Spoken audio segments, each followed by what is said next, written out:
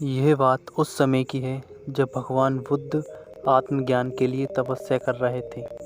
तब उनके मन में विभिन्न प्रकार के प्रश्न उठ रहे थे। उन्हें प्रश्नों के उत्तर चाहिए थे, लेकिन अनेक प्रयासों के बाद उन्हें सफलता नहीं मिली। वे आत्मज्ञान की प्राप्ति के लिए कठोर तपस्या करने लगे, अनेक कष्ट सहे, कई स्थानों की यात्राएं भी की, परंतु जो समाधान उन्हें चाहिए था वह उन्हें मिला नहीं।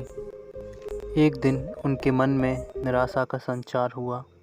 वह सोचने लगे कि धन, दौलत, मोह, माया, संसार की सारी वस्तुओं का त्याग कर दिया, लेकिन फिर भी आत्मज्ञान की प्राप्ति नहीं हुई। क्या मुझे कभी आत्मज्ञान की प्राप्ति हो पाएगी? मैं आगे क्या करूँगा? इसी प्रकार के अनेक प्रश्न उनके मन में उठ रहे थे। तपस्या में सफलता की कोई किरण नहीं दिखाई दे रही थी, और इधर बुद्ध ने अपने प्रयासों में कोई कमी भी नहीं छोड़ी थी। वह उदास मन से इन्हीं प्रश्नों पर मंथन कर रहे थे। इसी दौरान उन्हें प्यास लगी और वह अपने आसन से उठकर सरोवर के पास गए। वहाँ उन्होंने एक अद्भुत दृश्य देखा। एक गिलहरी मुंह में कोई फल लिए सरोवर के पास आई। फल उसके मुंह से छुटक कर सरोवर में गिर गया। गिलहरी ने देखा फल सरोवर की गहराई में जा रहा है।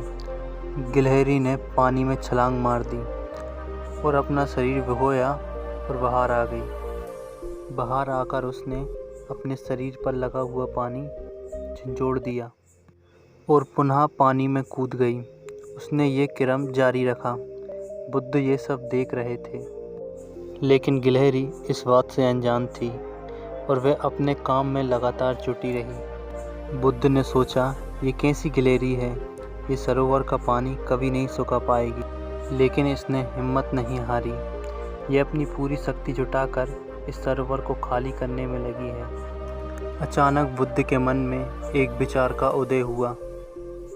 ये तो गिलहरी है, फिर भी अपने लक्ष्य को प्राप्त करने में जुटी है। मैं तो मनुष्य हूँ। आत्मज्ञान की प्राप्ति नहीं हुई तो मेरे मन में निराशा के भाव आने लगे। मैं पुनः प्रयास में जुट जाऊंगा। इस तरह भगवान बुद्ध ने गिलहरी से शिक्षा प्राप्त की और वह पुनः प्रयास में जुट गए।